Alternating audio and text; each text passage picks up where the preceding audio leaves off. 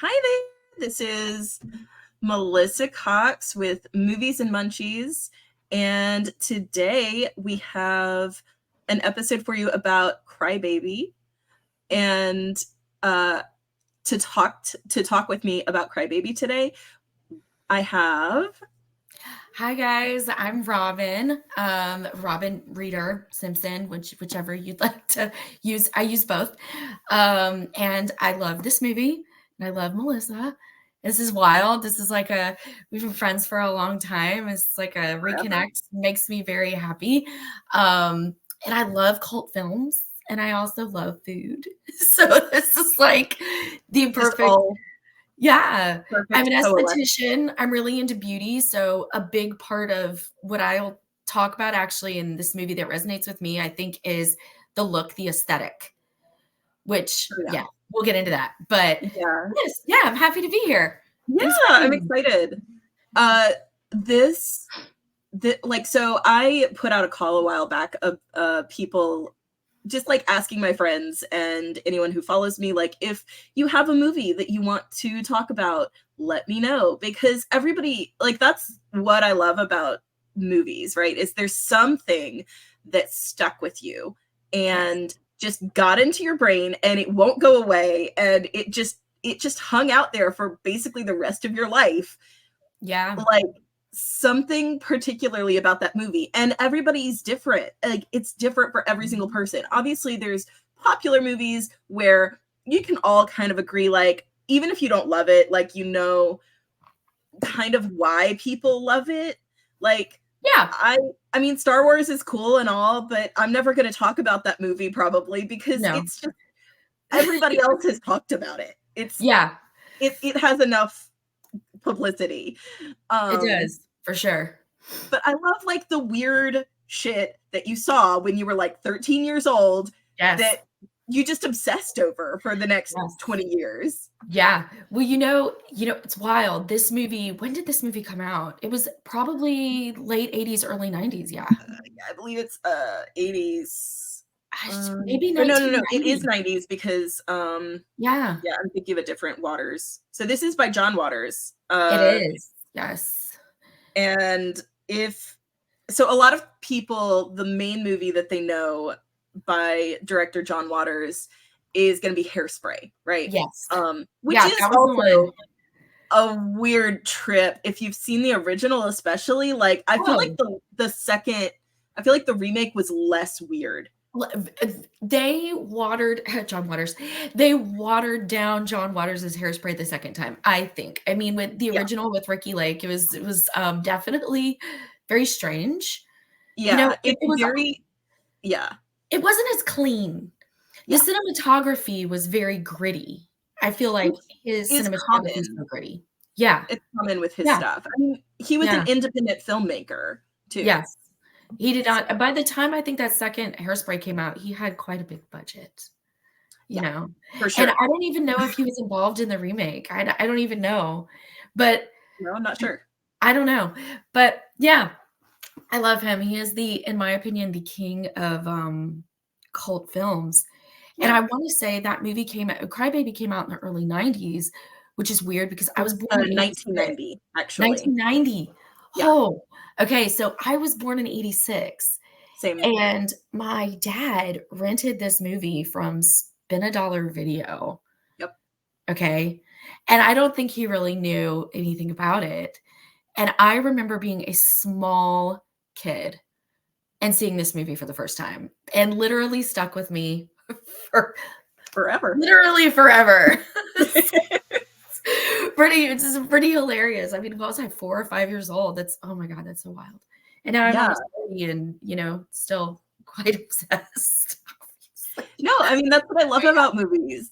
I love, like, the ones that stick with you because, like, there has to be a reason, and then I wanna, like, pick apart, like, the specific things that stick with you about it, right? Yeah. Because we can critically engage with our favorites, right? Like, even Mhm. if our favorites are problematic in some ways, we can still critically engage with them.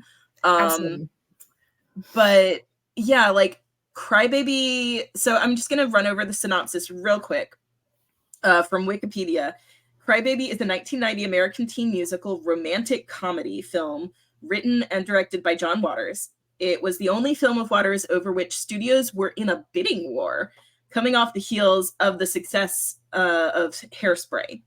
The film stars Johnny Depp as 1950s teen rebel Wade Crybaby Walker, and also features a large ensemble cast with just a bunch of people. And Ricki Lake specifically is the one who, sticks in my brain, because I loved Ricki Lake. I loved watching her show.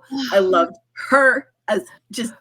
Dude, we could do, okay, I know this is a segue. I'm not going to segue too much, I promise. I know. But speaking of Ricki Lake, you could literally do a podcast on the movie Mrs. Winterbourne with her and Brendan Fraser and make like a really pretty tea cake recipe, and I would just be here. I'm going to put that in my pocket, honestly. Yeah. You can make like little tea sandwiches, little tea cakes, Mrs. Winterbourne. Oh my gosh. Okay. I also love pulled up a core memory right there, I think. Mm-hmm. Yeah. Where he plays both brothers, and one brother dies in the train, and they think she's his wife, and she's just some woman that's single mom gonna have a baby, and she falls in love with the actual other brother. It's a lot. Such a good movie, though. There were so many good movies in the 80s and 90s where I'm just like, how did this get made? But thank you. Like, no doubt, for real. I agree with that. So recap a little bit. So I didn't realize this was made on the heels of Hairspray. I didn't realize this was the next one that he did.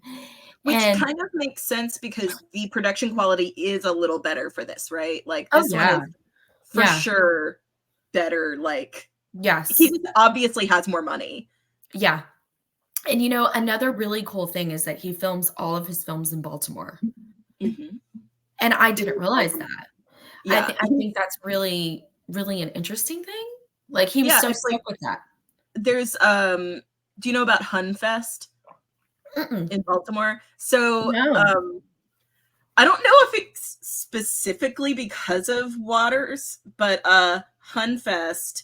So Hun is a really popular just way to refer to people in around the Baltimore area. And then a Hun, H-O-N, is a specific kind of woman. Very much the kind that's in Hairspray. Like, and it's just like the big hair, and they're kind of sassy, but they're gonna take care of you, like your favorite waitress at the diner. The flow. The flow. Yeah. It's like that. But there's Hunfest where, everybody comes in with like the huge bouffants, and I think that's a thing that you should honestly put on your bucket list, actually. Is to go to the Hunfest. Yeah. I really think I should do. It should be on my bucket list. I think that would be right up my alley for real. That's wild. I've never even heard of that. I'm going to have to dig into that.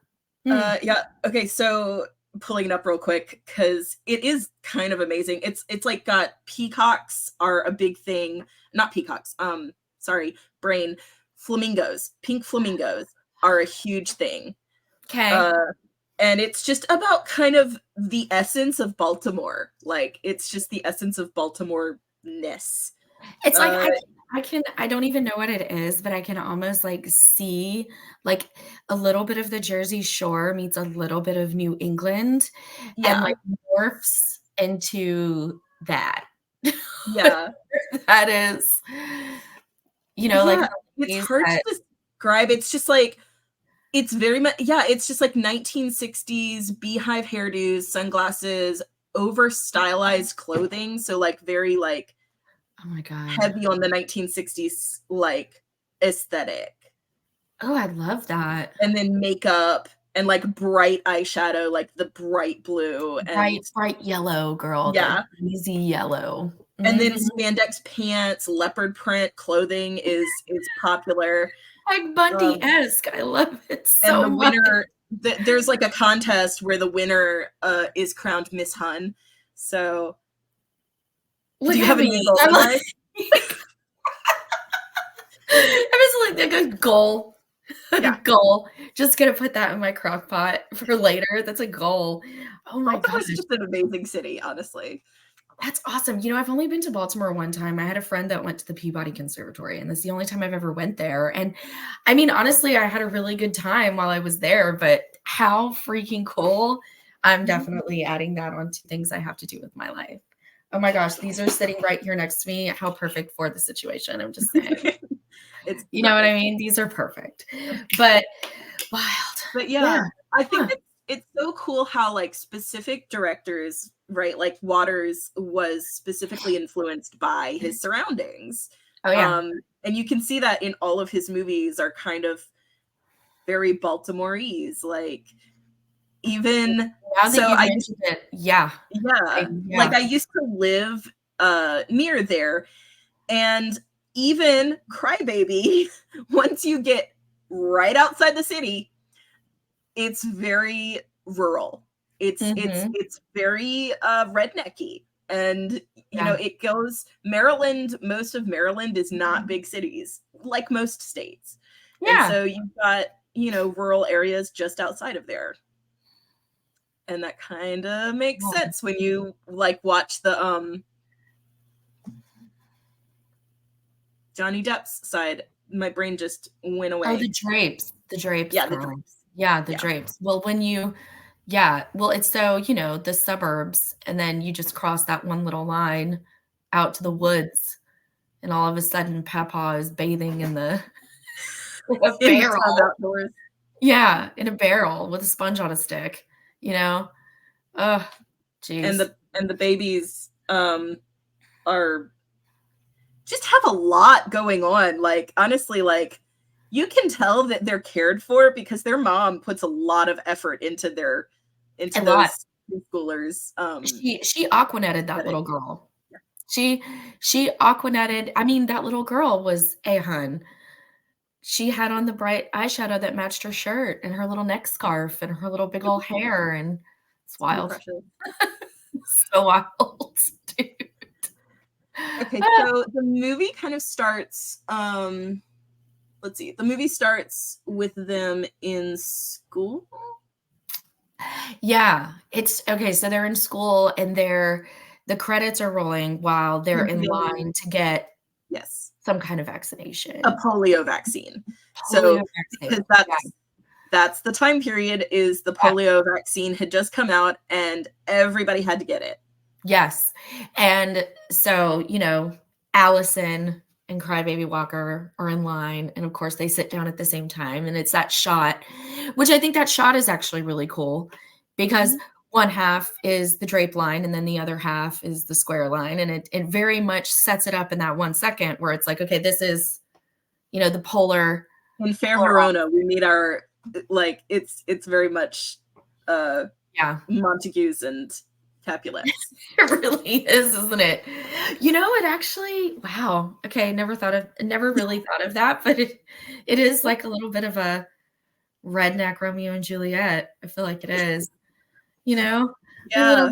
A little bit of redneck Romeo and Juliet, which yeah, so opening, they're in school, and then I think it goes pretty quickly to her, like, singing at the country club or something. Yeah, like you can tell that like there must have been some either she is very like mentally unstable or she has already been flirting with Crybaby for a long time Mhm, and or thinking about it because as soon as they get out the door like there's like some nonsense that ensues with like them fighting like the drapes and the squares are fighting and yeah. then immediately almost she's like no don't hurt him like and he's like come on like come with us and it's like Yeah, it's just like we she just is randomly skipped over the whole like the whole thing. Well, I mean, I guess you make a very valid point. I think she'd probably been toying with the idea for a long time because there's no way in this tiny little place that they hadn't interacted before. yeah And I think finally, he finally kinda gave her some singular attention, and she was like, "Oh, okay, I'm taking it. I'm taking the bait." He yeah finally, gave me some attention, and I'm gonna take the bait. It is so interesting when he's, leaning out of the car, and he's like what does he say? He says, like, um, "You're pretty cute for a square." yeah You know, I was a really, really dramatic child. Not much has changed. Okay. And I was very dramatic, and not much has changed at all. But I remember that specifically. I almost felt like the Crybaby and Allison relationship was like the relationship that you should have, you know? Like, it Yep. was like, no, but you should not at all. I mean, I can't speak because my favorite books were like Wuthering Heights and Jane Eyre, and those are not healthy relationships either. So Oh. I Well, I think we think just love the drama. Like we love yes, that adrenaline that we get from yes. very toxic love. Toxic love, girl. Because it is, the whole thing is toxic. And you're It really is. And now I feel it's so interesting because we live in a time where everybody is trying to like break generational curses and break toxicity, which I think is a beautiful thing going into a good direction. yep. And my generation is just holding on to it. We're just with our fingernails like Well, this. it's the dichotomy, right? Like we both, I think our generation is both trying to break those Mhm. generational curses in real life. And then Yeah. part of that, at least for me and a lot of people I know, is like we read dark fiction, we read Yes. dark romance, Yes. we read really abusive and toxic situations in Yep. fiction, Yep. almost to deal with like, okay, there's something that pulls me toward this because obviously like Bad Boys and like we can know that like that's a bad idea, Yeah. but that doesn't mean that it's not hot. Like it's Yes. I mean, it's factual. It's true. But then it's it's like, okay, the really dark, hot thing never ends well, it doesn't.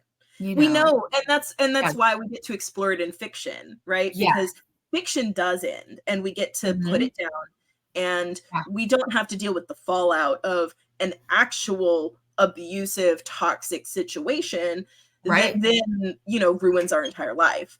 Right. um what's up? Sorry. No, you're good. Can we go to like Chuck E. Cheese? That is a question for tonight. I love you so much. Question for tonight. I homeschool, by the way. No, that's awesome. I hope one day I'll be able to do that, but she's not ready for that yet, but we'll see. Yeah. Um, But yeah, so I think I definitely deal with some of those like darker impulses. It's Mhm. like mental health stuff that you're just like, I Mhm. know logically this is not a good Mhm. idea. Yes. So fiction. Fiction, entertainment, Yes. entertainment. And I think speaking of John Waters, I think that's a big thing that you kind of have to take from anything that he does, this film specifically, Yeah. because grew up in Mississippi, you know. Um, Speaking of the Drape side, the Johnny Depp side, the toxicity, Yeah. There's a lot of imagery in this film Yes. that is hard to swallow, Yeah. but there's a lot of imagery. I mean, the Confederate flag is shown in this film. Yeah. It's You like a know? huge backdrop on the stage. Like Yes. it's fairly early. Yeah, it's like almost as soon as they leave the school, they Yeah. go to the Drape hangout, like Compound. base, home Yeah. base. Yeah, Yeah. compound is a Yeah. really good word Compound. for it. It really was. It's just where all of their trailers are and Yes. their hangout places. Yes. And they go there and they're putting on a show that night. So Mhm. like they go up to the stage and it's just a huge backdrop of a enormous rebel flag. Huge. Yeah. Enormous Confederate flag. Yeah. And I was looking that up because I had genuinely forgotten because it's been since I was like 13 that I watched this movie last, I think. Yeah. And looking that up like to see like, okay, like what do other people think about this? Like what are we like what's the discourse, I guess. And I mean really, so like some people pointed out that I don't know. I think this is giving a lot of credit, but also that they think that the drapes are not necessarily super into that, but also just want to do anything that is antisocial, mainstream, whatever. And that's it for sure. Yes. Because, I 100% agree with that. yeah, because even though, probably the squares are just as big of fans of the people who might fly that flag. Yes.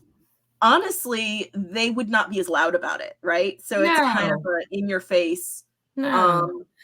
But it's all just to cause a reaction. Yeah. Yeah. And it's a terrible way to do that. Oh, it's a terrible, terrible way. A terrible way to do that.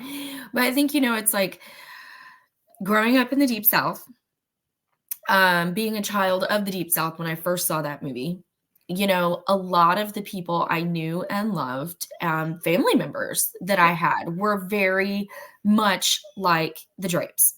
Okay. Yep. And there were a lot of people just period in this environment like that. And so as a little girl, it all looked very familiar. Yeah. And I agree with that. I think it's I think that the drapes, if you look at it and the way John Waters laid this out, and this is an interesting thing from when I watched it a couple of weeks ago, the only people of color in the film are on the drape side. Yeah. When you're in Squareland, Pleasantville, white people. It's all white. It's very like different. So I think you're right. I think they're just going to do anything that's going to get a reaction, shock value. They just want to push against any kind of grain they can. That's what I got from it. But I didn't get hate from it for sure. Yeah, I mean, I think I get obliviousness at best. Please. Yeah. I love you. You gotta close the door, please. Thank you. Yeah. Obliviousness is the perfect word. And that, differently, sort of like insidious, because it's when you don't, pay attention to things like that, you don't realize how harmful they are. But again, also when I was a kid, obviously that it went straight past me. Way over. It did not register because that was unfortunately pretty normal. Those are everywhere where we grew up. Yes. They're just all over the place. Yeah. And I knew way less now, thankfully, way less now. Yeah. Especially on the coastal area. Yeah. But unfortunately, yeah, it's definitely something that's so prevalent and you don't think about. And until I rewatched this movie, I hadn't thought about it. I was like, whoa, man. Well, not to get too crazy about it, but it's a big part of the last decade, I feel, Mississippi changing the state flag. Yep. And things like that. That's a big deal. So it was very at the front of my mind. And then I saw the movie again and I was like, whoa, like this is so weird. But you do see the stark contrast between the two socioeconomic classes in the movie. Yep. I think a really beautiful thing that John Waters has the ability to do is take something as aggressive as that is, because he's talking about this movie is technically, to make lightheart of like the 1950s teen dramas, the Rebel Without a Cause and all of that. But it's very sugar with your medicine. Yeah, it is. It's like sugar with your medicine. He keeps it light and campy, but he also like addresses, the same way he did with Hairspray. Yeah. He addresses some really heavy issues. And I think, when you're a kid and you watch it, you're just like, oh, this is just fun ridiculousness. Yeah.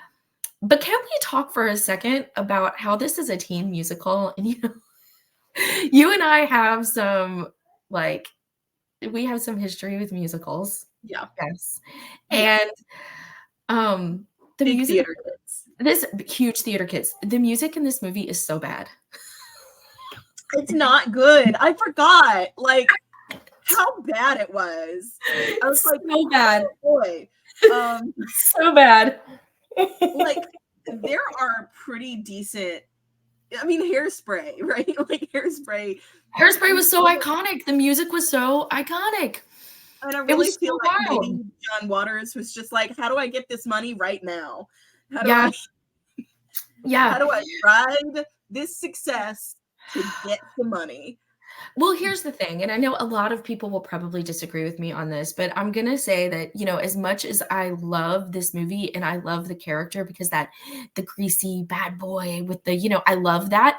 He's very pretty. I'm gonna say it. Johnny Depp wasn't the right fit. I'm gonna say it. I mean, Because the musical part, sis. He has had several chances at musicals. He has. He did not. His face gets him a lot of places. Man, it does. It really, really does. Because his look, that perfect. jawline with the black leather jacket was like perfect. But like the music side, well, little bitty segue. I know that he never wanted to be an actor. I read that somewhere. Nicolas Cage got him into acting. He wanted to be a rock star. He wanted to be a musician. Yes, I do remember that. Yes. Okay. So I heard that somewhere. I don't know how accurate that is, but I know that I heard it somewhere. Yeah. And so I think he was probably clamoring for this because at that point, he wanted to push break into that. And then it Yeah. makes sense that this was rolling off the success of Hairspray, but the music in Crybaby is so bad. It's like it is bordering that line of like, how campy can we make it? Yes. Because It's almost like they sat down with the little pink Casio 80s synth keyboard and they were like, okay, hit this blunt real quick. And what's going on in the scene? Oh, okay. The whole premise was that Allison was like, I want to sing with Crybaby. And honestly, the last time I watched it, I was like, girl, why? Why? Why do you? She has like the tiny little more of a voice too, where I'm like, I get it. And it honestly, like the musical aesthetic of it is pretty perfect for that campy 1950s like era. Yeah, for sure. Pretty perfect. But yeah, like why do you want to sing with Crybaby? That's not, it doesn't match. I mean, they made like this big build up. Like the first 15-20 minutes of the movie is like this big build up to them singing at the drape thing. And then they do, and then they're not really singing. They're like speak singing. Yeah. There's like no actual singing. And then she does the weird Mariah Carey whisper voice thing. Yeah. I don't know. I'm being super critical, and people are going to probably be like, who does this girl think she is? But honestly, that's what we do here. We're just like, why is this? There are some weird parts. Very weird. Very lazy on John Waters' part. I think he was kind of like, okay, they gave me the money. Now what do I do? I don't have any music written for this. I really get that feeling from this movie. Yeah. Like I think it's just like, so there are a lot of scenes that are just delightful. Oh, like, yeah. Again, like I don't even know how much the plot really matters in this movie. No.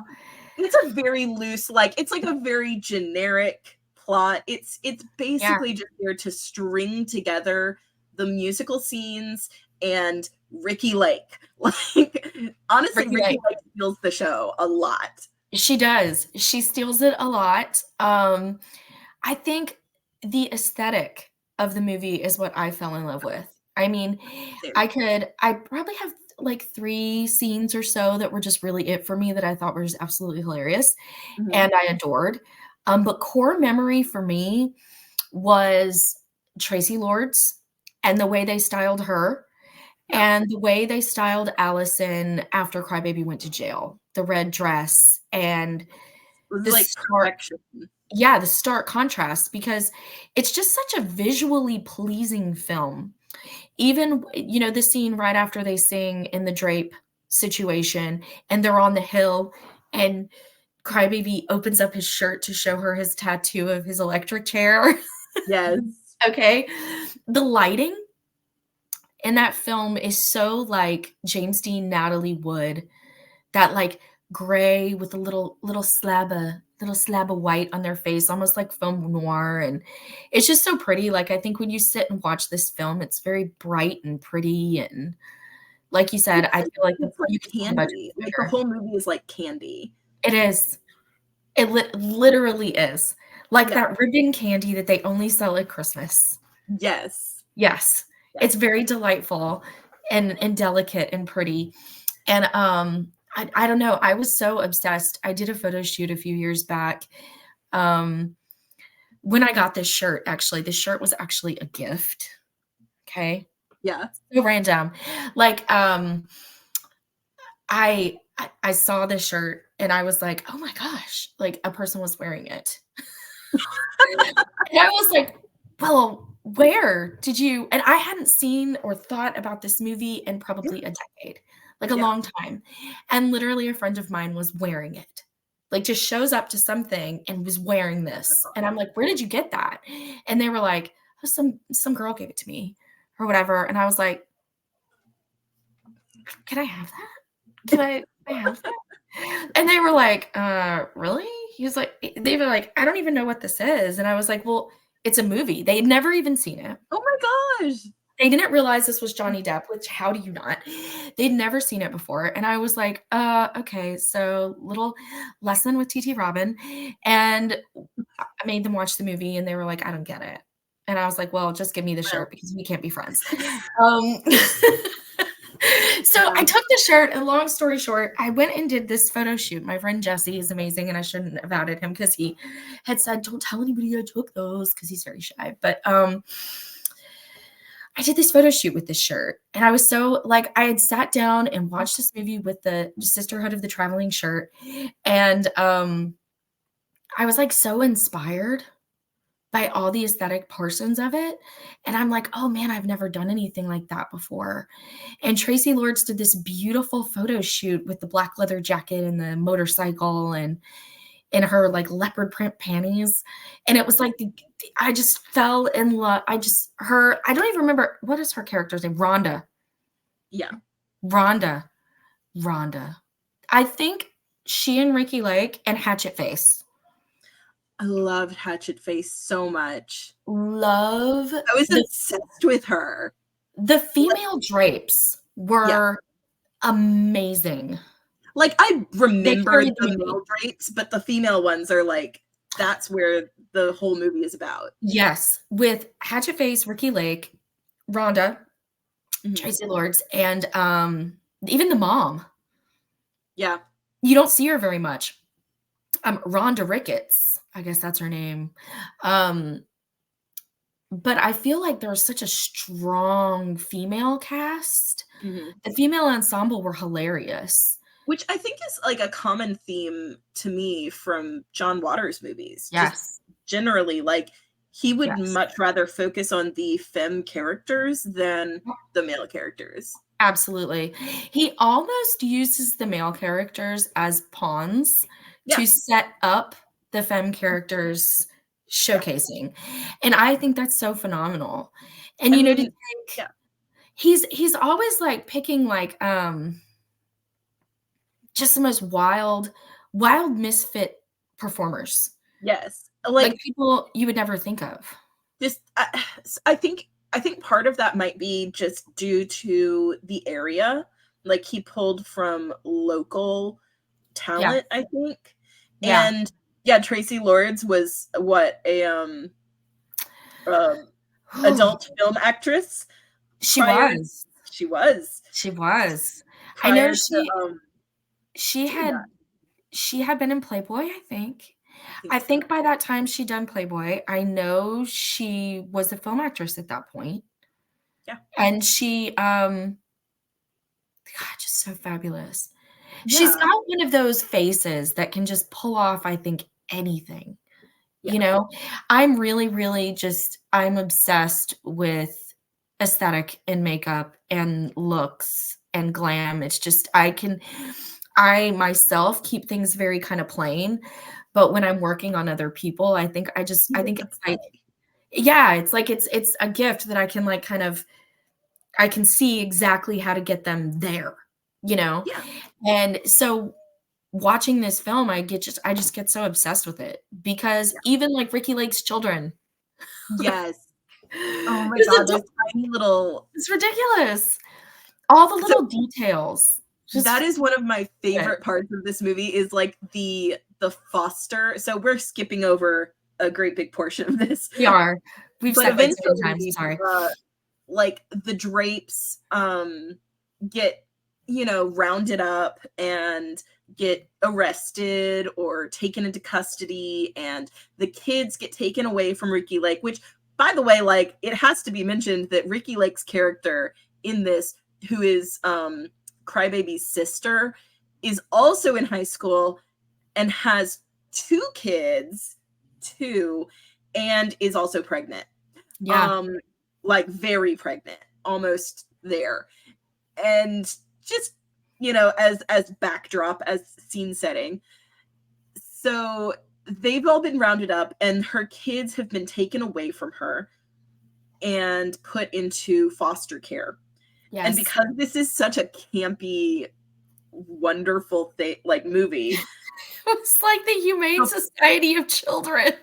the foster home, like, oh my, like, or the adoption, it's the orphanage, I guess. It was, but yeah.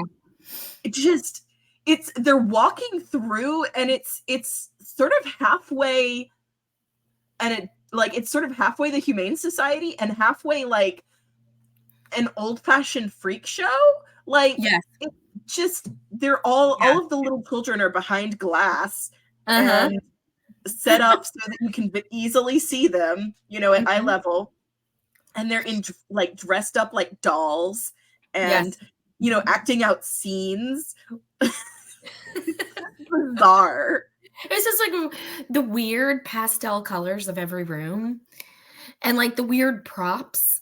Like one prop, I think the room that they were in was it had like that had her like ironing on an ironing board. Was it their room or was it another kid? They had the kids doing the domestic chores. So like it was saying, oh, well, look at these kids over here. They'll clean your house for you. You know, it was just, it was like really strange. But then those two though, her kids, she, like the woman in charge of the orphanage had set them up in like a one-piece like nursery outfit so that they looked like Siamese twins. Yes. Conjoined twins. And she's like, oh no, you don't want them. They're very feral. And I'm just like, okay, so this is why we have to look at movies maybe not completely critically all of the time, because also just accept this for what it is. It's not going to be no. Like you could to our views of what is okay. No, it is definitely picket sign worthy in a lot of ways. I think it's definitely picket sign worthy, but you have to almost just shake your head at it because it's so over the top. And you know that scene where they're in the Kitty Humane Society, and who did they have disguised? Was it the grandma and the granddad? The grandma and the granddad disguise, and their mom, and Ricky Lake was in a disguise too. So they had them all in these extremely campy disguises that didn't disguise them like at all. No. And then Ricky Lake's like, no, we love them feral. We like the feral ones. Yeah. And it's just like, wow. We didn't even try. Wow. And it's also quite telling because you see John Waters like putting that scene out there, right? Mm-hmm. And you have the judge and the people of the town literally thinking that is a better environment than being with the Drape family. And one common theme throughout the whole thing was how loved and adored those children were. Yep. They were not in a very appropriate environment, but they were adored. Right. I mean, like we were just talking before we started recording about how well cared for those little kids are, because do you know how much time that hair and that makeup and those clothes take? Look, sis, I have an 18-month-old daughter, and that one little ponytail, you get that one little toddler ponytail? Yeah. That look, and my kid is not looking as fly as those children. They have bouffants. They have like Yes. She was taking time for those babies. She was taking time. And who spends money on a leather jacket like that for a toddler? I'm just saying. Right? Yeah. Right? Like, where did she find that? She had to search. Well, girl, okay, backing up to the first scene you see in the Drape compound. I love that we call it the compound. It's hilarious. The Drape compound is when they present Crybaby with his motorcycle. Remember that? And it's like, and then they also steal a lot of hubcaps for that one, you know, and it's just like, girl, where'd you get this motorcycle? Why is everybody in all this fly leather clothing? Like, I mean, they steal a lot of hubcaps. There's still a lot of hubcaps. And let's just be real, like, were this to be remade today, there would be a lot of meth. All of it. It's just what it is. It's where I'm from. It's where I'm from. You know, I'll say, so interestingly enough, like, I know he's picking at the hillbillies. Like, I get it. Like, he's tapping at the hillbilly nerve. Like, that's the whole point. But I'm like, Percocets and meth. Yeah. Both. That's a good point. And Marlboro Reds in a box. Yeah. Yeah. I can smell it. I mean, that's home, right? Isn't that home? It is. It really is. You know, it's interesting. Like, the first, I want to say 3 years of my life, I grew up in a trailer park. Okay. And very different in the 80s than it is now. That trailer park still exists. And a few weeks ago, I took a little drive down that street. Different. Yeah. Different. And sad. You know? I think that culture is kind of trying to reach for a shock value that I think is just not. Well, it went, right, like, it went from, we need to make ourselves, like, be noticed as ourselves. I think that also it has something to do, especially within the movie, because, like, Maryland is the South still. Like, a lot of people claim it as the South still. Like, and it doesn't necessarily feel like the South everywhere, but it is. Yeah. Yeah. When you get out of the townships, for sure. And even within the townships, right? Like, there's like a lot of don't go into Baltimore type trick around the area. Yeah. Wink, wink, nudge, nudge. Yeah. Yeah. Well, you've got like a lot of I think down here is like the weird thing, and especially like in this movie you notice it. They're trying so hard to be different and have this anarchy. They have this family connection, right? Well, it's like you listen to some country music and it's kind of the same thing. You know, it's like, hey, this is our thing, and they almost glorify that way of living. And as somebody who I was definitely came from a very blue collar family. And I will say my parents were definitely not the Rosa Ricketts stealing the hubcaps. They were hardworking people. But, you know, in that environment, you do see a lot of that. And there's almost a stigma, I think, in the South, and this movie definitely highlights it, that you shouldn't try to be better. Because then it's like you're ignoring your selling out. You're not proud of who you are or where you came from. Right? Your heritage. And that's the kind of like thing that we have to grapple with as we become adults from a rural and sort of like just really hard areas, like in the middle of nowhere. You don't always even, like I was saying like we were saying at the beginning with the flag, right? Like that just glossed over both of our brains, I think, because it looked like everything else looked when we were kids. Yeah, familiar. It was It very looked familiar. It was not odd enough to stand out. Whereas had I been from a large city, it might have stood out. I might have never watched this movie, honestly. Honestly, like, yeah.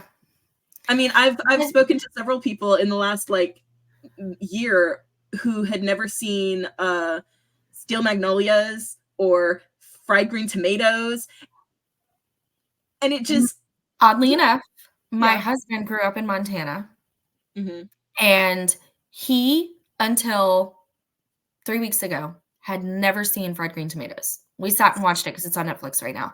He had never seen it. Yeah. And Steel Magnolia is the same. I had a client from Portland the other day, and she literally told me, she's like, no, she'd never even heard of it. Yeah. Yeah. And that all that, like, that was I a feel staple. Like that was the South just holds on to this culture, this mindset. They don't want to let it go. They think that anything different is bad. Right? And I think it goes on both sides of the fence, though, because like if you look at the movie, the squares were the same way. Anything that was different was bad. And the drapes, anything that was different was bad. And I feel like that's kind of the message, is that, you know, the two love interests, you know, were the ones who kind of tried to connect the dots with things, and everybody harmoniously got together in the end. But unfortunately, in real life, I don't really think that's how it happens. Yeah. You know, you don't have a car race and No. then everybody's okay suddenly. Yeah. And then the old grandma from the country club is totally fine with him now. And yay. I can't wait to have little great grandbabies that have little electric chair tattoos. That sounds great. But as somebody who grew up like in very, very humble beginnings in the South, and then branched out and, you know, lived in bigger cities and made a very, very good career for myself and things like that, it's interesting how, like, when you come home, there's like a level of a level of hate. It's almost like, well, why Like, wasn't you got out. Yeah. Well, like, she thinks she's better than everyone. Why did she, you know? But it's so odd. It's crabs in a bucket. Yeah. It's odd. Super odd. But I feel like this movie kind of really highlights that. But I wouldn't have noticed the whole flag thing as a child. I wouldn't have. Yeah, not as a child. No. I mean, that's again, that's part of why I love going back to look at these as an adult, because there are many things that I saw as a kid, because I mean, that was my hyperfixation as a kid. I was a latchkey kid. I would go home and I would watch whatever was on the TV, right? And there were several channels that would just show movies most of the day. Yes. So I saw so many movies that I barely remember, but I've seen a bunch of them. Well, you know, it's wild because you were talking about being a huge fan of Wuthering Heights and Jane Eyre. You remember it was channel 38 AMC. Yes. And they would do nothing but play classic movies over and over and over again. I cannot tell you how many times I saw the original Jane Eyre in black and white with Elizabeth Taylor playing the little girl that passed, Helen. I mean, I literally was talking about that movie just the other day to somebody, but you're right. And I think we were like the last generation of latchkey kids that kind of just, I mean, had to kind of just go with it. And we're exposed to all this art that didn't have any parental control at all. Every time I get somebody, like, every time I see somebody getting really upset and really like sort of in fear of what their kids are watching, which, you know, valid with YouTube, because YouTube is a cesspool in certain places. But I then remind them that we read Flowers in the Attic as like 11-year-olds. 11-year-olds. Okay. They're gonna be okay, I think. Yeah, they're gonna be all right. We're just exposed to all kinds of like wild, wild stuff. Like when you posted about this, I was so excited because I was like, oh, cult films? Really? Yeah. And I hope you have me back eventually, because I will tell you, girl, I will dive into this whole situation. Like, Another one, speaking of inappropriate films that children shouldn't be watching, was Princess Purple Rain. You know, I think that might not be one that I saw. Oh, okay. Are you talking about like the Prince? Oh, yeah. I've seen pieces of it. I think that was one of the ones that I could never catch like from the beginning whole thing. Yeah. So one of these days when you're feeling froggy, sit yourself down in a purple t-shirt and watch that movie. Absolutely. And I will tell you, there is a female band called the Apollonia 6. Okay. And they are very sexually charged. They're Prince's proteges. Okay, so that tells you everything. Yeah. And when I was a little girl, I would cut up my Barbie's clothes to high-waisted thongs out of their little bathing suits and make them be the Apollonia 6. I love that so much. Okay, and I still feel like I'm a pretty, like, well-adjusted human being. Yeah. So, you know, you don't have to filter everything, but I think, you know, kids don't really know what they're watching anyway. Perfect example was Crybaby. Yeah. Rewatching it as an adult, some of it unlocked really core memories, and I was like, "Oh my gosh." I remember flashes of that movie from when I was a child. Mm-hmm. I didn't really know what that movie was about. Completely. Yeah. No. Yeah.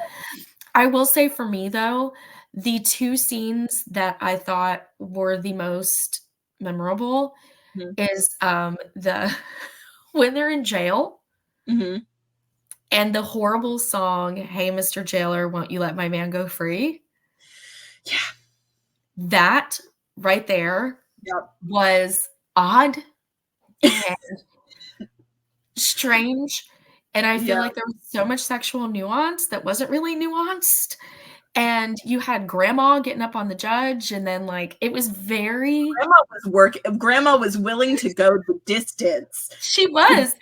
Actually, they insinuated that grandma did go the distance, and that's why they got released. Yep. She I mean, grandma was still, I think grandma found her next husband is what she found by the end of the movie.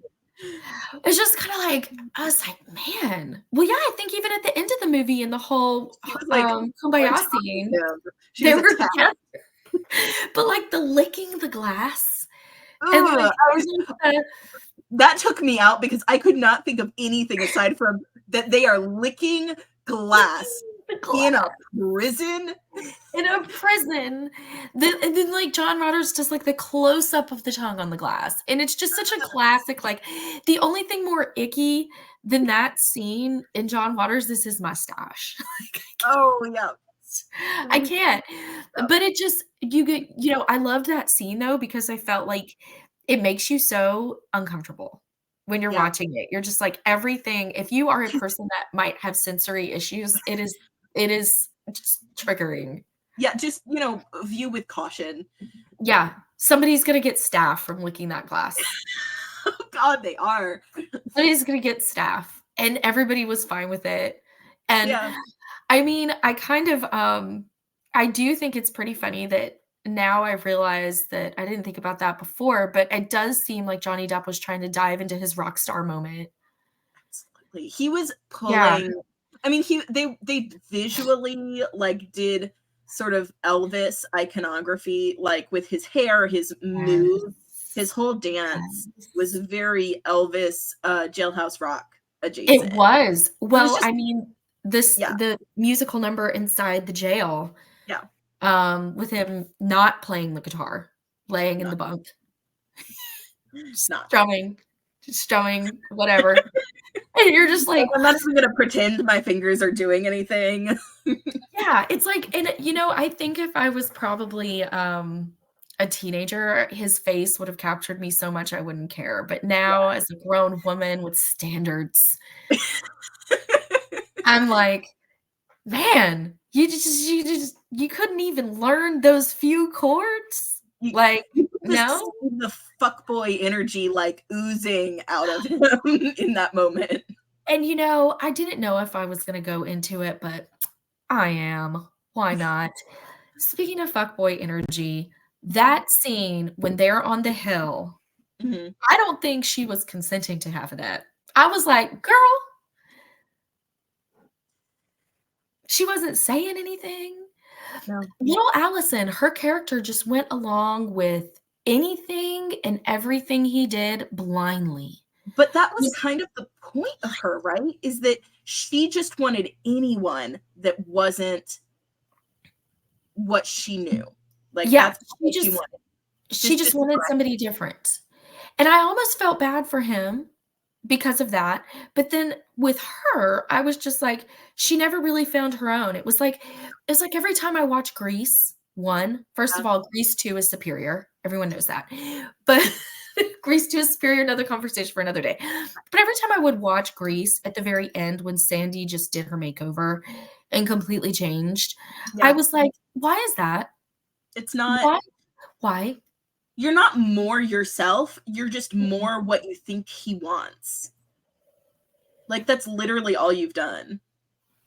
That part, you're just like, oh, okay, these are the boxes that need to be checked to be whatever he wants. So I'm going to check these boxes. And I feel like Allison's character was so just Buzz Lime. Yeah. It didn't have a lot of depth to it. I don't think it was supposed to. I think she was just bubblegum. She was bubblegum, and then she was like blue raspberry bubblegum. Yeah. Blue raspberry with maybe a little pop rock in it. Yeah. Maybe just one little pop rock at the end. A little bit of spice, but that's it. Just a little bit. I don't know. It's just very sad to me that she just kind of blindly went along with everything. But then you had the just amazing, strong character of like Ricki Lake, who just did. She was just everything. Yeah.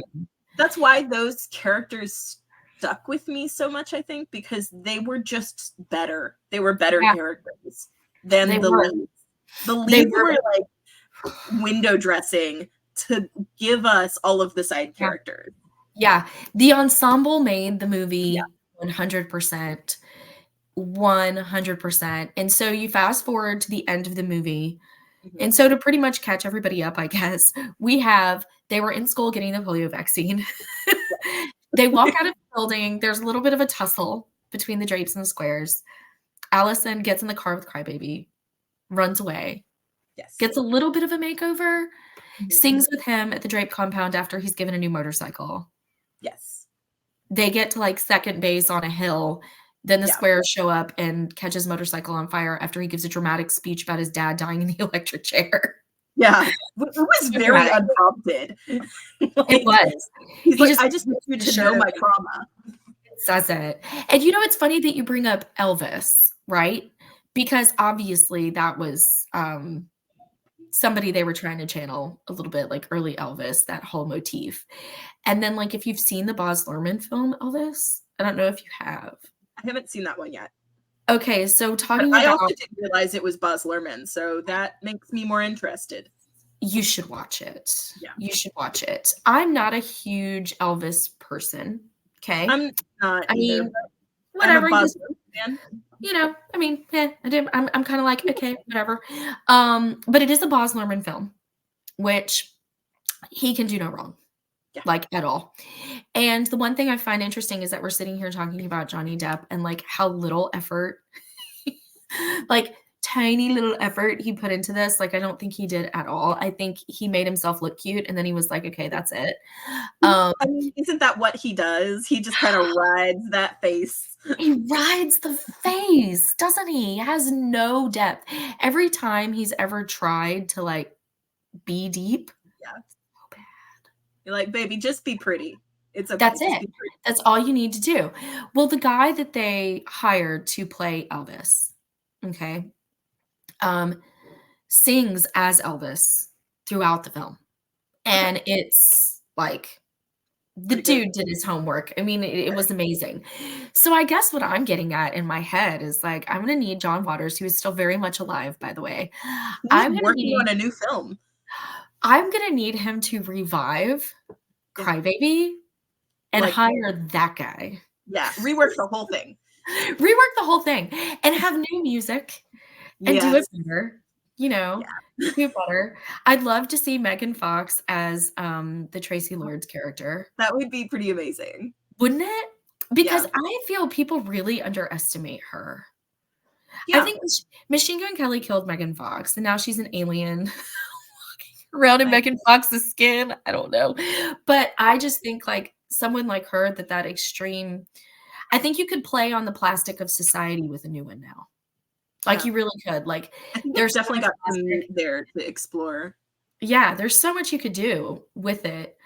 So at the end of the movie, Can you ask Gaby? Okay, I don't know, baby. Doesn't even know where it is. Okay, I will help you in 5 minutes, okay? Sorry.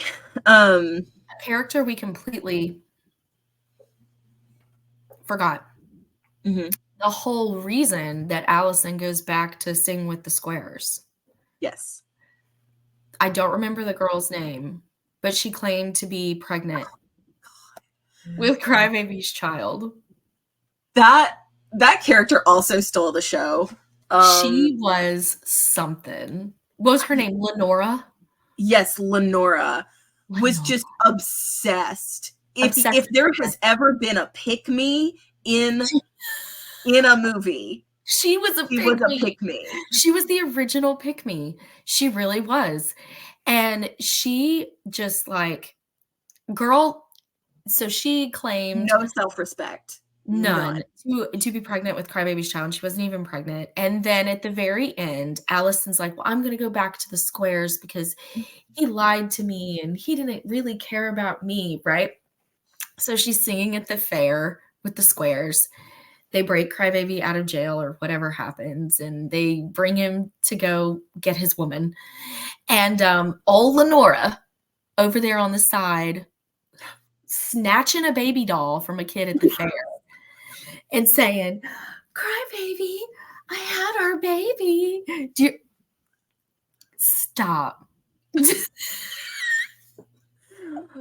I'm telling you, like all of the secondary characters, the ensemble is just all so you good. watch for. That's it. Why have they never made a stage version of that show? That's a good question because they've made a stage version of a lot of things that like I never expected. They made a stage version of Reefer Madness. And I would have never seen that coming. That's on my list. Yeah, I would have never seen that coming. Yeah. So somebody should make a stage version of this because I think it'd be hilarious because you could do so much with those characters. But girl, when she snatched that baby doll and said, I had our baby. Whew. Just no concept of reality. She has none. Left reality. Full Delulu Island. Yes. Full Delulu Island. 20. Yeah. Okay. It equals 12, but okay. Just like processed in my brain. I was like, let me not confirm that. Let me not confirm bad math. Yeah.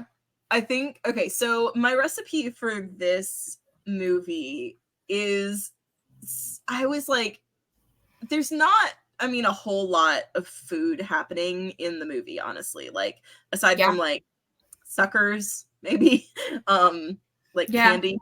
Yeah. But it just, like, when I think of this movie, I think of like, what is the most like poverty Southern meal that I could think of? And it's S.O.S. So y'all know shit on shingles is also known as S.O.S. And it's just like chipped beef kind of, but at least when I grew up, like we always used ground beef. I know a lot of people use like they swear by like the chipped beef that you have to buy canned or whatever, and you know that was more expensive, so we had ground beef. I don't know where y'all are getting cheap chipped beef that you that you're like, oh, you fancy. No, the ground beef was less expensive, right? So I mean, the great thing about S.O.S is that it's super easy and just filling, like, because it's just ground beef, like a pound of ground beef, fry it like until it's cooked, leave you want at least like 80% lean to 20% fat, right? Because you need the fat to render out some. And then you Yes. just add like about a quarter cup of all-purpose flour to the pan after the beef has rendered the fat, and you just add it to the meat. Mix it around until it's coated, and you cook it for a couple of minutes so that the flour has a chance to toast.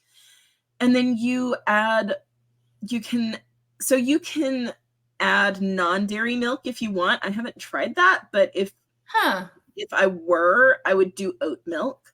That would be the safest bet. Oat milk is usually like the safest when you're cooking with it.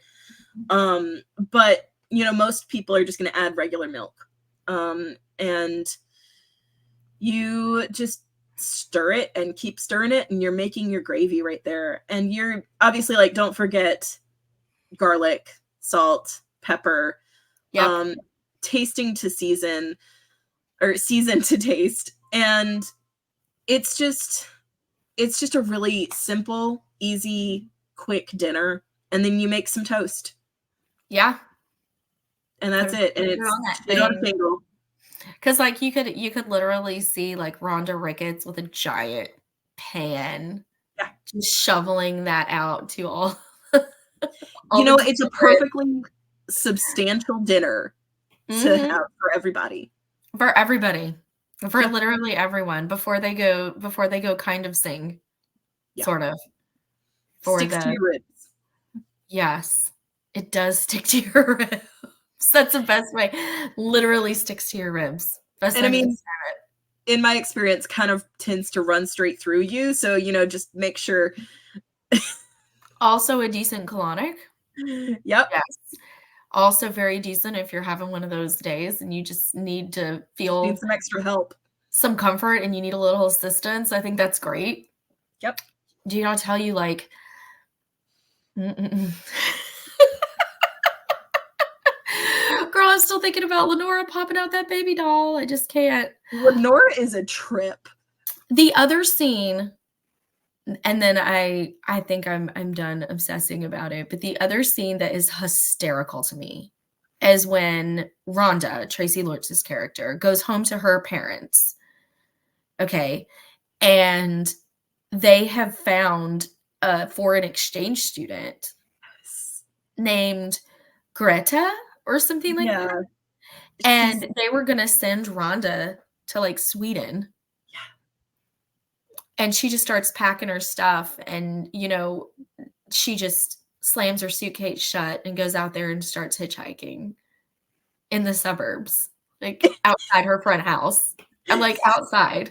It's just, hysterical. But they get Greta in this classic Dutch garb. It's just, it's a whole thing. It's so campy. It's just, that's why John Waters movies have like just stuck in our brains, because they're so campy. Yes. He has no shame. No shame. And for somebody who's so open about his ideas and his thoughts, he keeps everything so private about himself. Yeah. Like there's very, very few things out there about him. Like you can't really. He wants his art to speak for himself, I think. Yeah. I think, and I really adored, I personally can't. I can't mention him without mentioning Divine. I don't think she made an appearance in this movie. No. For some reason, I thought she did. And I was trying to remember when she passed, actually. That might have been. Because it might have been before that movie was made. Yeah. Oh, yeah. 2 years prior. She passed in 1988. Okay. Because that relationship, I think, spun so much amazing art. And you really can't mention him without her. And I wonder if she would have survived, how much of an influence she would have had on his later work, and how different it might have been, because I feel like there's a stark contrast to the films pre her passing and post. Absolutely. I just think that had a really big effect on his art, but I love Divine. Yeah. She would have been so great in this. Yeah. Yeah. Yeah, like either as the grandmother, like the the Drape's grandmother, Yes. or Yes. I don't know who else. You know what I would have done? I would have taken it to another level. I would have made Divine the judge. Yes. I would have made Divine the judge. That would be I would have perfect. put Divine right there in that courtroom as the judge. Oh And my I God. feel like that could have taken everything to a whole new level. Yeah, Whole that would new have been level. there. Glorious. Yeah. It's just, I was very shocked that there was not any LGBTQ presence in this film, but I was shocked by that because that Yeah. seems like a thing John Waters would implement in most films.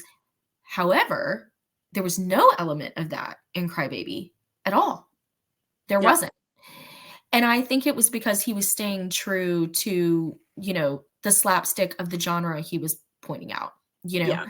which is totally fine. But I felt like this movie out of his whole catalog really stuck out as very, it's still him, but it's not him. I think it's important to remember that he had a lot of studio money behind this, right? Versus other ones. So who knows what influence that had. Yeah, valid point. Touche, valid point. Because, you know, speaking of, we brought up fried green tomatoes a little earlier. You know, I don't know if you've ever read the book. Have you ever read the book? Okay, so in the book, Iggy and Ruth, it definitely dives into their romantic relationship. Yeah. And when they went to make the film, Yeah. they just cut most of that away. They did. I mean, it was nuanced. It was there. It was alluded to. And they said that the main reason they did that was because they felt like it would not reach the mainstream. Yeah. But you know, just another one of those things, because that was a film in the 80s that, you know, was rolling off the Kathy Bates fame. Yes. Yes. Rolling off the Kathy Bates fame for sure. And I think it's pretty cool that now things are made so mainstream that weren't made mainstream before. It's hard to explain like how much the world has changed in some specific ways, right? Like, just as many troubles as the LGBTQ plus community has right now, it's also juxtaposed with how visible we are as opposed to like 20 years ago. Yes. Yeah, I agree. I think, you know, the theater that we grew up in is, has an original musical that's about to be produced. Yeah. And they're having their first ever Pride Night at the theater. That's awesome. In April, which is amazing. And, you know, but also that's their first ever Pride Night. First ever. First ever. And the story, from what I have gathered, is an LGBTQ plus love story.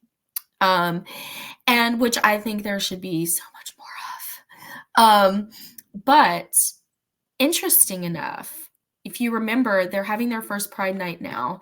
Down here, we actually have a ton of gay pride events now. They're family friendly. There's all kinds of events that are made mainstream. But if you remember correctly, not that long ago, when we were doing Hedwig and the Angry Inch, we were like almost boycotted. I do vaguely remember that. Yeah. Yeah. That was 2004. Yeah. It was not so long ago. It was 20 years ago. So. It's 20 years ago, but that's not a long amount of time. No. You know? And you think about that, it's like in 2004, we were like shaking in our boots, wondering if people were going to show up. Yep. And now it's like, and they just did the show Kinky Boots. Oh, yeah. Too. Yeah. And I went to see it and it was amazing. But yeah, I think circling back to this, because I segued, I think that this is the only John Waters movie that doesn't have a big presence in that. Yeah. At all. Yeah. And I think you're right. I think it was directly related to the studio. Yeah. This has been just a really fantastic conversation. And I could talk about this forever and talk to you for so long. I love you. We will have to figure out what the next movie we're gonna do together is. I know. I'm down to do a whole Ricky Lake collection with you. That would be perfect, honestly. The Ricky Lake collection. Yeah, it'll just be a new theme. Yes, I love it. I think that could go viral because I think people love her. She's amazing. She is so wonderful. Yeah. And I could just go on and on. But I'm so happy you had me. I've been looking forward to this. This has been wonderful. Was there so Robyn is an esthetician. Are you working on the coast right now?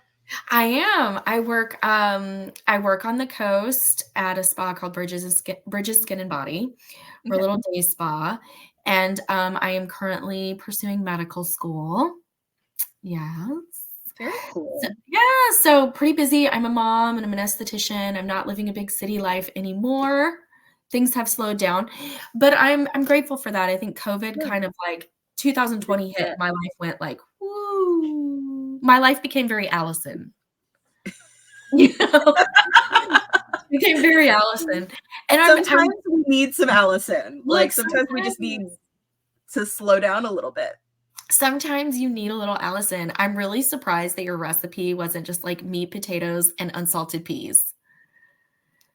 Because like that's what I feel like. Was that what they served in like the prison?